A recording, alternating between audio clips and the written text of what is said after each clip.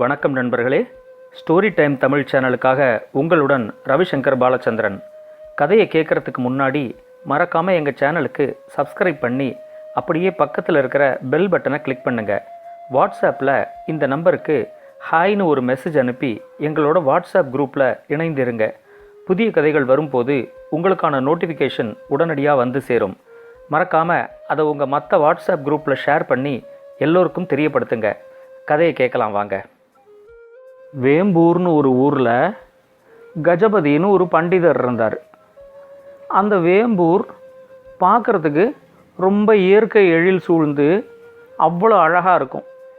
அந்த அமைதியும் இயற்கையும் கஜபதிக்கு ரொம்ப பிடிச்சிருந்துச்சு. அதனால் அவர் அதே ஊரில் பண்டிதராக இருந்து இலக்கிய பணிகள்லாம் செஞ்சுக்கிட்டு இருந்தார். ஆனால் அந்த ஊரில் படித்தவங்களே ரொம்ப கம்மி. பெரும்பாலும் விவசாயிகள், விவசாய கூலிகள், மற்ற கூலி வேலை பார்க்குறவங்க இப்படி தான் அந்த ஊரில் இருந்தாங்க.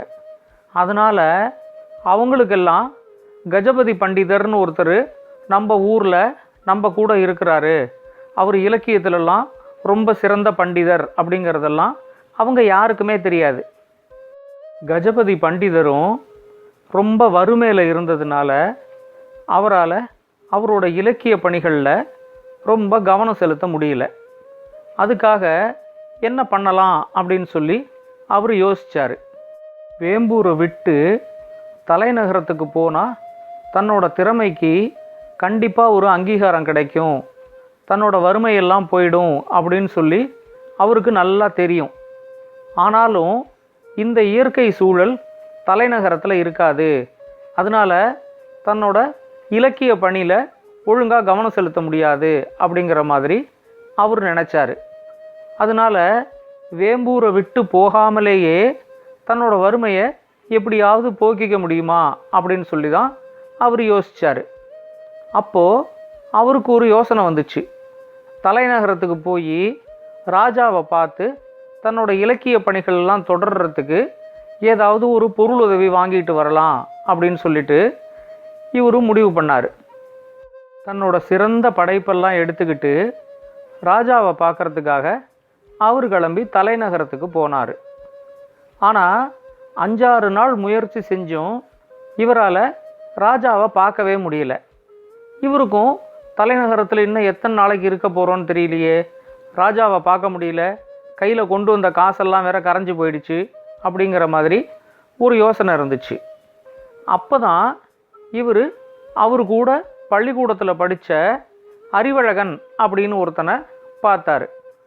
அந்த அறிவழகன் ராஜாவோட தர்பாரில் தான் வேலை பார்க்குறான் அப்படிங்கிறது இவருக்கு தெரிஞ்சிச்சு.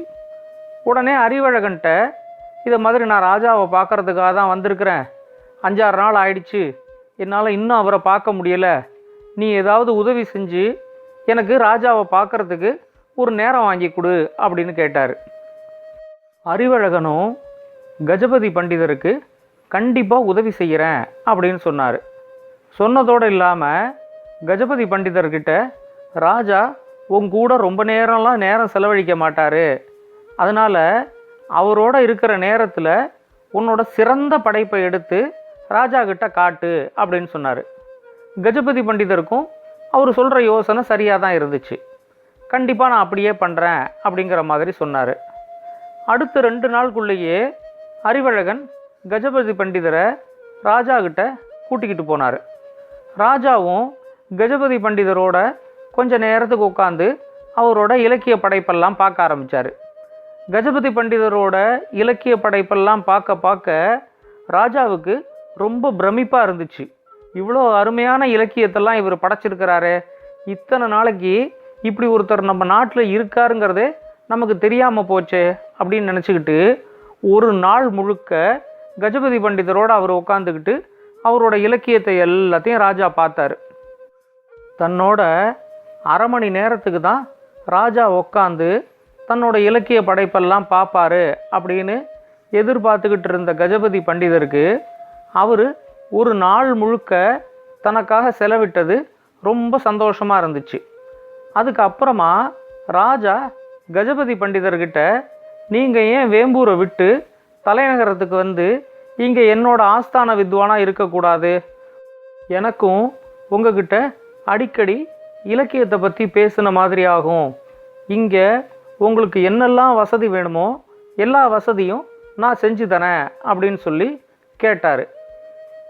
அதுக்கு கஜபதி பண்டிதர் வேம்பூரோட இயற்கை எழிலையும் அமைதியையும் பற்றி ராஜா கிட்ட எடுத்து சொல்லி, அதை மாதிரி இருக்கிற ஒரு ஊரில் இருந்தால் தான் தன்னோட இலக்கிய படைப்புகள் ரொம்ப நல்லா வரும் அப்படிங்கிற மாதிரியும் சொன்னார். ராஜாவும் அவர் சொல்கிறதுல இருக்கிற நியாயத்தை உடனே புரிஞ்சுக்கிட்டாரு. இதை மாதிரி நல்ல இலக்கிய பணிகள் செய்கிற யாரும் வறுமையில் இருக்கக்கூடாது அப்படின்னு சொல்லி ராஜா கஜபதி பண்டிதருக்கு 10,000 பொற்காசுகள் கொடுத்தாரு. பக்கத்திலேயே இருந்து அதை பார்த்துக்கிட்டு இருந்த அறிவழகனுக்கு ரொம்ப அதிர்ச்சியாக இருந்துச்சு.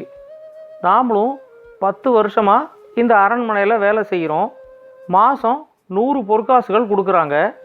ஆனால் திடீர்னு எங்கேருந்தோ இந்த கஜபதி பண்டிதர் வந்தார், அவர் எழுதினது எல்லாத்தையும் ராஜா கிட்ட ஒரு நாள் காட்டி 10,000 பொற்காசுகளை வாங்கிக்கிட்டாரேன்னு சொல்லி அவருக்கு ரொம்ப பொறாமையாக இருந்துச்சு. ராஜா அதோடு நிறுத்தாமல் அங்கே இருந்த வீரர்களை அனுப்பி ஒரு பெட்டியை எடுத்துக்கிட்டு வர சொன்னார். அந்த பெட்டி முழுக்க ஓலைச்சுவடிகளாக இருந்துச்சு. ராஜா கஜபதி பண்டிதர்கிட்ட சொன்னார், இந்த ஓலைச்சுவடிகள்லாம் வழி வழியாக எங்கள் பரம்பரையில் வருது, இதில் என்ன எழுதியிருக்குங்கிறத கூட இங்கே இருக்கிற பண்டிதர்களால் கண்டுபிடிக்க முடியல. நான் உங்ககிட்ட இந்த பெட்டியோட இந்த ஓலைச்சுவடிகளை தரேன், இதில் ஏதோ பெரிய இலக்கிய படைப்புகள்லாம் இருக்குது அப்படிங்கிற சந்தேகம் எனக்கு இருக்குது. அதனால் நீங்கள் இந்த ஓலைச்சுவடிகளெல்லாம் நல்லா ஆராய்ஞ்சு அதில் என்ன மாதிரி எழுதியிருக்கு அப்படிங்கிறத எனக்கு கொஞ்சம் புரிய வைங்க. இதுக்கு உங்களுக்கு எவ்வளோ நேரம் தேவைப்படும் அப்படிங்கிறதையும் என்கிட்ட சொல்லுங்க அப்படின்னு சொன்னார். கஜபதி பண்டிதரும் அந்த ஓலைச்சுவடிகளெல்லாம் வாங்கிக்கிட்டு தன்னால் 1 வருஷத்துக்குள்ற அந்த ஓலைச்சுவடிகளில் என்ன இருக்குது அப்படிங்கிறத புரிஞ்சுக்கிட்டு அதோட பொருளையும் சொல்ல முடியும் அப்படின்னு சொன்னார். அதை கேட்ட உடனே ராஜாவுக்கு ரொம்ப சந்தோஷமாயிடுச்சு. அவர் சொன்னார், சரியாக 1 வருஷம் கழித்து அரண்மனையில் மறுபடியும் நாம் 2 பேரும் சந்திப்போம். இந்த ஓலைச்சுவடிகள் எல்லாத்தையும் பார்த்து படித்து ஆராய்ஞ்சு அதில் இருக்கிற பொருளெல்லாம் சொல்கிறதுக்காக இன்னொரு 25,000 பொற்காசுகள் நான் உங்களுக்கு அடுத்த வருஷம் தரேன் அப்படின்னு சொன்னார். அதையும் அறிவழகன் கேட்டுக்கிட்டே இருந்தார். இப்போ அவருக்கு கஜபதி பண்டிதர் மேலே பொறாமை கொழுந்து விட்டு எரிய ஆரம்பிச்சிச்சு. ராஜா கிட்டையும் அறிவழகன்கிட்டையும் விடை பெற்றுக்கிட்டு கஜபதி பண்டிதர் வேம்பூருக்கு கிளம்பி போனார். அவர் போனதுக்கு அப்புறம் கூட அறிவழகனுக்கு கஜபதி பண்டிதர் மேலே இருந்த பொறாமை குறையவே இல்லை. படிக்கிற வயசுலேயே தானும் கஜபதி பண்டிதர் மாதிரி நல்லா படித்து இலக்கிய பணிகளெல்லாம் எடுத்துக்கிட்டு இருந்தா தானும் இதை மாதிரி நல்லா சம்பாதிச்சிருக்க முடியும், இந்த அரண்மனையில் ஒரு காவல் வீரனாக இருந்திருக்கிற மாதிரி நம்மளோட நிலைமை இருக்காது அப்படின்னு அறிவழகன் யோசித்தார். இதுக்கு அப்புறமா அடிக்கடி ராஜா அறிவழகன்கிட்ட கஜபதி பண்டிதரை பற்றி புகழ்ந்து பேச ஆரம்பித்தார். அதெல்லாம் அறிவழகனுக்கு கொஞ்சம் கூட பிடிக்கல. நேரம் கிடைக்கிறப்போ கஜபதி பண்டிதரை பற்றி ராஜா மனசில் இருக்கிற நல்ல எண்ணத்தை எப்படியாவது மாற்றணும் அப்படிங்கிற மாதிரி அறிவழகன் நினைக்க ஆரம்பித்தார். ஒரு தடவை அவர் ராஜா கிட்ட சொன்னார், இந்த கஜபதி பண்டிதருக்கு படிச்சிருக்கோம் அப்படிங்கிற கர்வமும் திமிரும் ரொம்ப அதிகம் ராஜா. நான் கூட அவரை அடிக்கடி பார்க்கும்போதெல்லாம் சொல்லுவேன், நீ ஏன் நம்ம ராஜா கிட்ட வந்து ஏதாவது பொருள் உதவி கேட்கக்கூடாது அப்படின்னு சொல்லி நானும் நிறையா தடவை கேட்டிருக்கேன். ஆனால் அவர் உங்ககிட்ட வந்து பொருளுதவி கேட்குறதுக்கு கூட அவரோட கர்வம் இடம் கொடுக்கல. ரொம்ப வறுமையில் இருந்ததுக்கு அப்புறமா சாப்பாட்டுக்கே வழி இல்லை அப்படிங்கிற நிலமையில தான் அவர் உங்களை தேடிக்கிட்டு வந்தார் அப்படின்னு சொன்னார். அதை கேட்ட உடனே ராஜா, ஆமாம், எப்பயுமே நிறையா படித்தவங்களுக்கு தான் நிறையா படிச்சிருக்கோம் அப்படிங்கிற கர்வம் கண்டிப்பாக இருக்கும். அவங்களோட நிலைமையிலேருந்து கொஞ்சமாவது கீழே இறங்கி வந்து எனக்கு இந்த பொருளை கொடு அப்படின்னு சொல்லி யாருக்கிட்டையும் கேட்க மாட்டாங்க. கஜபதி பண்டிதர் அதை மாதிரி இருக்கிறது சரிதான் அப்படின்னு சொல்லி அறிவழகன்கிட்ட சொன்னார். ராஜாவுக்கு அறிவழகனோட மனசில் இருந்த பொறாமையை புரிஞ்சுக்க முடிஞ்சிச்சு. அவர் அறிவழகன்கிட்ட சொன்னார், இப்போது கஜபதி பண்டிதர் இங்கே வந்துட்டு போய் 1 மாதங்கிட்ட ஆக போகுது. நீ ஒரு தடவை வேம்பூருக்கு போய் நான் கொடுத்த ஓலைச்சுவடியில் எவ்வளவை அவர் ஆராய்ஞ்சு பார்த்து படித்து அதோட பொருளை உணர்ந்துக்கிட்டு இருக்காரு அப்படிங்கிறத பார்த்துக்கிட்டு வா அப்படின்னு சொல்லி அறிவழகன்கிட்ட கொஞ்சம் பணத்தை கொடுத்து அவனை அனுப்பி விட்டார். அறிவழகன் வேம்பூருக்கு போகாமலேயே 2-3 நாளைக்கு அவனோட வீட்டிலையே இருந்தான். அதுக்கப்புறமா அரண்மனை தர்பாருக்கு வந்து ராஜாவை பார்த்து, ராஜா, நான் வேம்பூருக்கு போய் அவரை பார்த்தேன். நீங்கள் கொடுத்த ஓலைச்சுவடியெல்லாம் அவர் இன்னும் பிரித்து கூட பார்க்கலையாம். அதான் இன்னும் 1 வருஷம் நேரம் இருக்கே. நான் மெதுவாக பிரித்து பார்த்து அதில் இருக்கிற பொருளெல்லாம் ஆராய்ஞ்சு நான் அடுத்த வருஷம் வரும்போது ராஜா கிட்ட வந்து சொல்கிறேன் அப்படின்னு சொல்லி அவர் என்ன அனுப்பி விட்டாரு அப்படின்னு சொன்னான். அதை கேட்ட உடனே ராஜாவுக்கும் நல்லா தெரிஞ்சிடுச்சு, இவன் வேம்பூருக்கு போகவே இல்லை அப்படின்ட்டு. உடனே ராஜா சொன்னார், ஆமாம், அவர் சொல்கிறதும் சரிதான். அவருக்கு இருக்கிற மற்ற இலக்கிய பணிகளில் இந்த ஓலைச்சுவடியை எடுக்கணும் அப்படின்னே தோணியிருக்காது. நான் வேணா நாளைக்கே கிளம்பி நான் வேம்பூருக்கு போய் அவரை ஒரு தடவை பார்த்து கொஞ்சம் உற்சாகப்படுத்தினேன் அப்படின்னா கண்டிப்பாக அவர் இந்த ஓலைச்சுவடியோட வேலையை உடனே எடுத்துக்குவார்.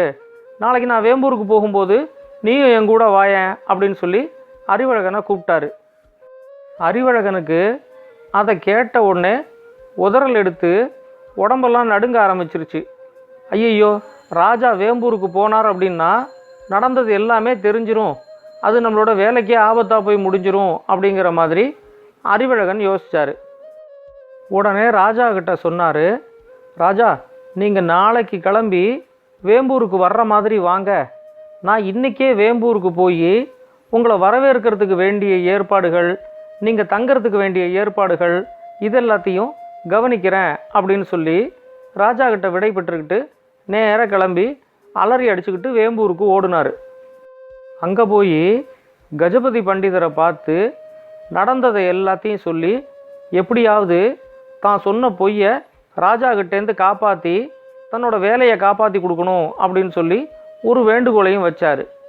கஜபதி பண்டிதர், சரி நான் பார்த்துக்கிறேன், நீ ஒன்றும் கவலைப்படாத, உன் வேலைக்கு எந்த விதமான ஆபத்தும் வராமல் நான் பார்த்துக்கிறேன் அப்படின்னு சொல்லி அறிவழகன்கிட்ட சொன்னார். ராஜாவே வேம்பூருக்கு வந்து கஜபதி பண்டிதரை பார்க்க போகிறாரு அப்படின்னு தெரிஞ்ச உடனே வேம்பூரில் இருக்கிற மக்களுக்கெல்லாம் இவ்வளோ பெரிய இலக்கியவாதி நம்ம கூட இத்தனை நாள் இருந்திருக்காரு, இவரை பற்றி நமக்கு தெரியாமலே போயிடுச்சு, ராஜா வந்து பார்க்குற அளவுக்கு இவர் பெரிய ஆளாக இருந்திருக்காரு அப்படின்னு சொல்லி எல்லாருக்கும் ஒரே ஆச்சரியமாயிடுச்சு. அடுத்த நாளைக்கு ராஜா வேம்பூருக்கு வந்து கஜபதி பண்டிதரோட கொஞ்ச நேரத்துக்கு உட்காந்து இலக்கியத்தை பற்றியெல்லாம் பேசிட்டு அங்கேருந்து கிளம்பும்போது அறிவழகன்கிட்ட, என்னப்பா உன்னோட மனசில் இருந்த பொறாமை குணமெல்லாம் இப்போ முற்றா உன்னை விட்டு போயிடுச்சா அப்படின்னு கேட்டார். ராஜாவுக்கு எல்லாம் தெரிஞ்சிருக்கு அப்படிங்கிறது தெரிஞ்ச உடனே அறிவழகனுக்கு ரொம்ப வெக்கமாக போயிடுச்சு. என்னை மன்னிச்சிருங்க ராஜா அப்படின்னு சொல்லி ஏதோ சொல்ல ஆரம்பித்தார். அதுக்குள்ளே ராஜா சொன்னார், உன்னோட மனசில் இருக்கிற பொறாமை குணத்தை முற்றிலுமாக அழிக்கிறதுக்காகத்தான் இதை மாதிரி ஒரு அதிர்ச்சி வைத்தியம் கொடுக்குற மாதிரி ஆச்சு. ஆனால் உன்னோட இந்த பொறாமைனால் ஒரு நல்ல விஷயமும் நடந்திருக்குது. 1 மாதத்தில் மறுபடியும் நான் கஜபதி பண்டிதரை பார்த்து இலக்கியத்தை பற்றி பேசுகிறதுக்கு எனக்கு ஒரு வாய்ப்பு கிடச்சிருக்குது. இனிமேலாவது உன்னோட பொறாமை குணத்தை விட்டு நல்லவனாக இருக்கிறதுக்கு முயற்சி பண்ணு அப்படின்னு சொன்னார். அதுக்கு அப்புறமா அறிவழகனுக்கு கஜபதி பண்டிதர் மேலே எந்த விதமான பொறாமை குணமும் வரவே இல்லை. நல்லா இருந்துச்சா அந்த கதை? இந்த கதை உங்களுக்கு பிடிச்சிருந்தா லைக் பண்ணுங்கள், கமெண்ட் பண்ணுங்கள், மறக்காமல் உங்கள் மற்ற வாட்ஸ்அப் குரூப்பில் ஷேர் பண்ணுங்கள். இது வரைக்கும் சப்ஸ்கிரைப் பண்ணலைன்னா உடனே சப்ஸ்கிரைப் பண்ணிடுங்க. உங்களுக்காக, உங்கள் குழந்தைங்களுக்காக இன்னும் நிறைய நல்ல நல்ல கதைகள் வந்துக்கிட்டே இருக்குது. ஸ்டோரி டைம் தமிழ் சேனலோட தொடர்பில் இருங்க. நன்றி, வணக்கம்.